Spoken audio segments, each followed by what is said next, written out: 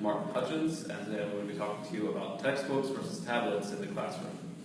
According to the National Association of College Stores, the average textbook costs $68 and can exceed $200 for specialized textbooks. We as college students can relate to the idea of outrageous textbook costs. But what about K-12 students? A recent hotly debated topic is replacing their textbooks with tablets. We all know somebody who is in the age range, be they a relative or a friend. What the future holds for this debate can play into everything from their physical and mental health to their future financial stability. Both have their own costs and benefits, tablets and textbooks. The textbooks used in K-12 classrooms are significantly cheaper than tablets and have almost no operating costs.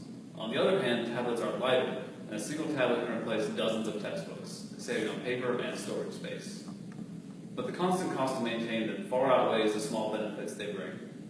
Most textbooks will cost between $50 and $100. That's no small investment to stock even a small classroom with, but according to computerworld.com, the average price of a tablet is still well over the $200 mark. In addition to the upfront cost, digital books and charging stations must still be purchased, and the tablets must be maintained.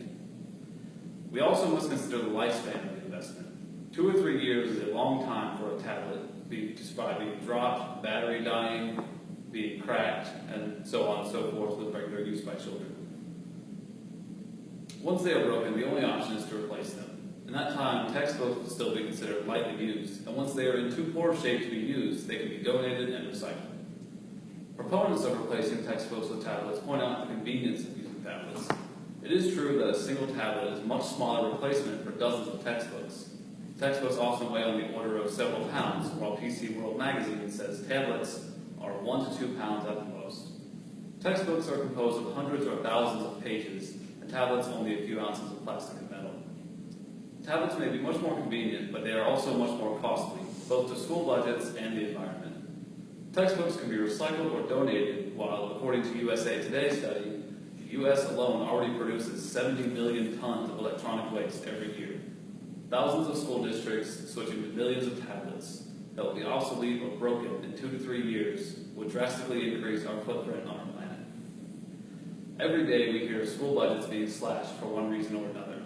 Even if we could reduce the initial and recurring costs of tablets to double what we spend on textbooks, where would that money come from?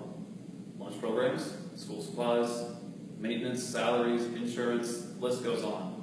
That money would come from somewhere, and I suspect it would ultimately fall on the students and their parents. We should focus on things which would significantly improve the quality of education we give to our next generation, not just things which would make it more convenient.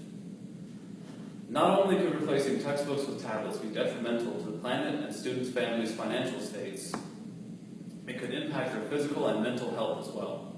A study conducted by the Hong Kong Polytechnic University recently showed that among more than 1,000 participants, 70% of adults and 30% of children reported musculoskeletal symptoms related to the frequent use of portable electronic devices. Further studies have found frequent use of portable electronic devices to have significant negative impacts on concentration, memory, and even social interaction.